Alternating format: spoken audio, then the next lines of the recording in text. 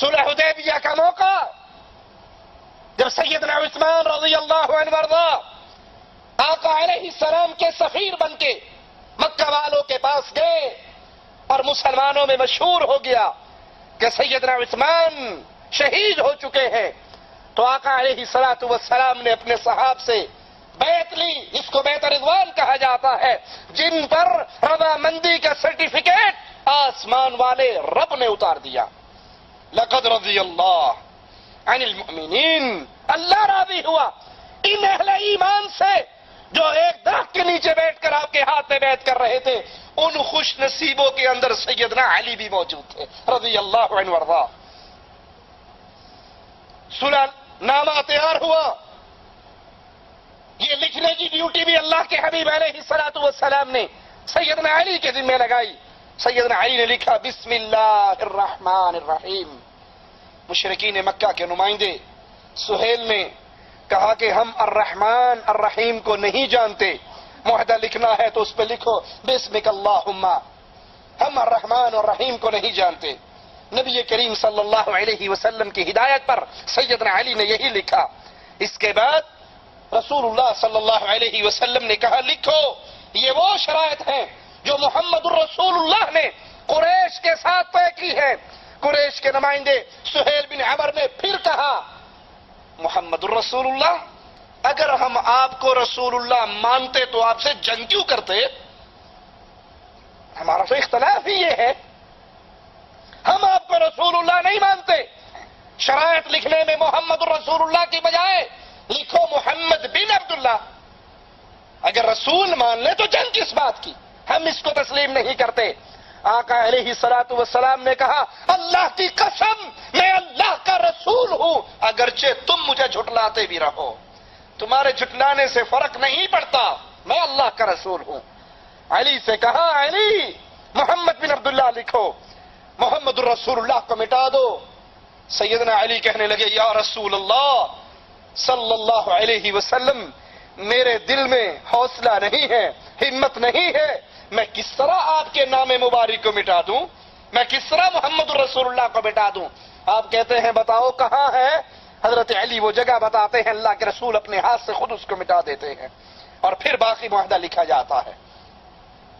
یہودی مدینے میں آئے دن مسلمانوں کے خلاف سازش کرتے، نبی کریم صلی اللہ علیہ وسلم نے ان کو مدینے سے نکال دیا۔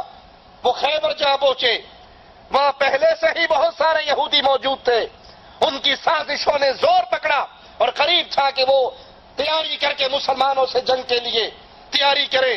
اللہ کے رسول صلی اللہ علیہ وسلم نے ان کو سزا دینے کے لیے، ان کی سرکوبی کے لیے لشکر روانہ کیا، بلکہ خود اللہ کے حبیب علیہ السلام 1600 صحابہ کو لے کر خیبر کی طرف روانہ ہوئے۔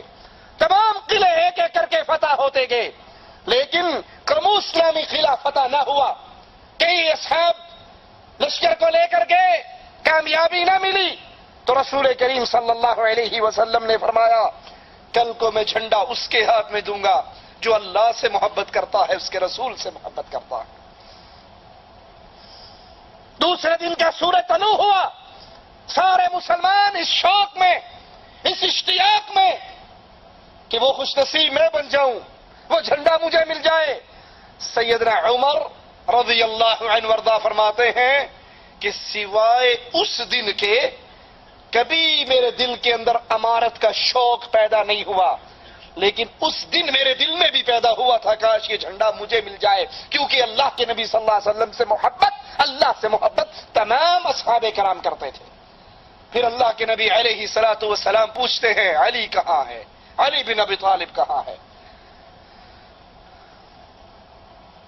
یہ کہنے والوں کہ رسول کریم صلی اللہ علیہ وسلم کو علم غیب تھا تو یہ پوچھنے کی ضرورت کیا تھی کہ علی کہاں ہے؟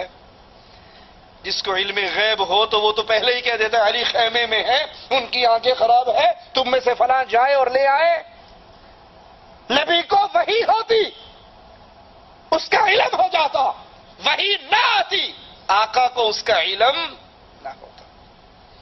وحی ہوئی تھی تو آقا نے کہا تھا جاؤ علی، فلاں کنویں کے اوپر ایک عورت ملے گی، فلاں صحابی کا لکھا ہوا خط اس کے پاس ہوگا. اللہ نے وحی کر کے بتایا تو وہ عورت وہیں پر ملی، اور وحی نہ آئی. لوگوں میں دیکھ رہے ہیں علی کا چہرہ نظر نہیں آ رہا. علی کہاں ہے؟ صحابہ نے کہا یا رسول اللہ صلی اللہ علیہ وسلم، علی کی تو آنکھیں دکھنی آئی ہیں. آپ نے کہا جاؤ ان کو لے کر آؤ. یار لوگو، نبی کی حدیثوں پہ غور کر لو تو بڑے ہی مسئلے ختم ہو جائیں گے. آپ نے سنا نہیں مولا علی مشکل کشا میری کشتی پار لگا دے. مشکل کشا جو مشکلوں کو ٹالتا ہے. مشکلوں کو وہ ٹالا کرتا ہے جس پہ مشکل نہیں آتی، اور جس کی اپنی آنکھیں خراب ہو جائے وہ مشکل کشا. جس کی اپنی آنکھیں خراب ہو جائیں، جو آنکھوں کی بیماری کی وجہ سے نبی کی مجلس میں نہ آ سکے، وہ مشکل کشا. اس کے اوپر تو خود مشکل آ گئی. سیدنا علی کو لایا گیا. آپ نے لعاب دہن سیدنا علی کی مبارک آنکھوں پہ لگایا. کہا پھر میری آنکھوں میں کبھی تکلیف نہیں ہوئی. آپ نے ان کے ہاتھ میں جھنڈا دیا. آپ جھنڈا لے کر نکلے، اور نکلتے ہوئے چند قدم چل کر نبی سے پوچھتے ہیں یا رسول اللہ صلی اللہ علیہ وسلم، میں کس بنیاد پہ ان سے جنگ کروں؟ جنگ کی بنیاد، جہاد کی بنیاد، مارکے کی بنیاد، لڑائی کی بنیاد یاد کر لو محمد علیہ السلام کی حدیث سے. کبھی وطن نہیں ہوا کرتا، کبھی زمین نہیں ہوا کرتی، کبھی ٹکڑے نہیں ہوا کرتے. جنگ کی بنیاد ہمیشہ صرف لا الہ الا اللہ ہوا کرتی. آپ نے کہا یہ لا الہ الا اللہ ان کے سامنے پیش کرنا. آپ اپنی فوج کو لے کر نکلتے ہیں. اس قلعے کا سردار مرحب باہر آتا ہے، زرہ پہنی ہوئی، اسلحہ سجایا ہوا، تکبر، طاقت کے نشے میں چور. سیدنا علی کو دیکھ کر تنزن ہنستا ہے اور کہتا ہے تیری فوج میں مجھ سے مقابلہ کرنے کے لیے تجھ سے بہتر کوئی بندہ نہیں تھا. پھر اپنی تعریف میں چند اشعار کہتا ہے جن کا ترجمہ کچھ یوں ہے کہ پورا خیبر جانتا ہے میں مرحب ہوں، بہادر، تجربہ کار، لڑائی کے شعلوں کا مقابلہ کرنے والا. اللہ کے شیر سیدنا علی نے اس کا جواب بھی اشعار میں دیتے ہوئے کہا میں وہ شخص ہوں کہ میری ماں نے میرا نام حیدر رکھا ہے. میں وہ شخص ہوں، میری ماں نے میرا نام حیدر رکھا ہے. جنگل کے شیر کی طرح ہیبت ناک، بہادر، اور دشمن کی آنکھ چمکنے میں دشمن کو ختم کر دینے والا.